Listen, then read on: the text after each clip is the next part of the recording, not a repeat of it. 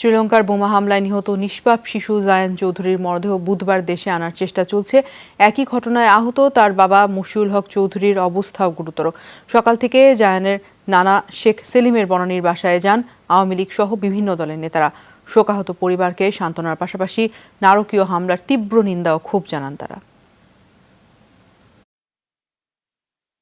জীবন শুরুর আগেই মৃত্যু কেড়ে নিল জায়ান চৌধুরীকে। শ্রীলঙ্কায় সিরিজ বোমা হামলায় প্রায় ৩০০ মানুষের মৃত্যুর মিছিলে ৮ বছর বয়সী জায়ানও হারিয়ে গেল চিরতরে।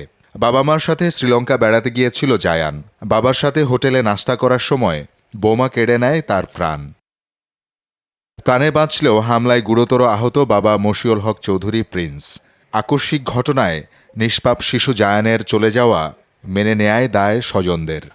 ওর চলে যাওয়া আর ঠিক এই নৃশংসতা, এটা মেনে নেওয়া যায় না। সোনিয়াও জানে না যে তার বাচ্চা এখনো নেই, এটা এখন আজকে জানবে, হয়তো ভাবি গেছে, সব গেছে তারা।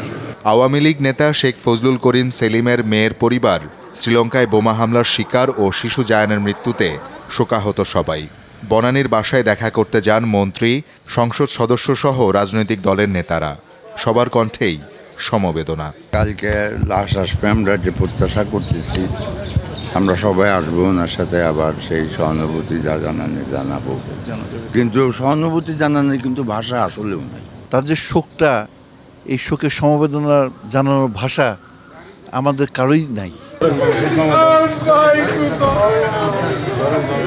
জায়ানের মরদেহ দ্রুততম সময়ে দেশে আনার প্রক্রিয়া চলছে।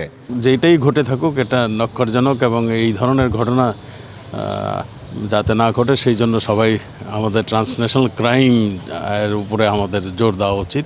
যত দ্রুত ফার্স্ট অ্যাভেলেবল চান্সে নিয়ে আসবেন। আমরা আশা করছি আমরা কালকে হয়তো আসবেন। হাসপাতালে মর্গে আছে, উনি আত্মীয় স্বজনরা যাচ্ছেন, মাননীয় প্রধানমন্ত্রী যোগাযোগ করেছেন ওখান থেকে।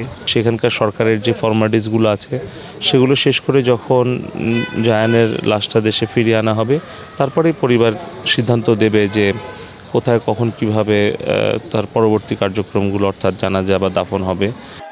এরই মধ্যে শ্রীলঙ্কা গেছেন শেখ সেলিমের স্ত্রী ও ছেলে। শওকত মঞ্জুর শান্ত, যমুনা নিউজ, ঢাকা।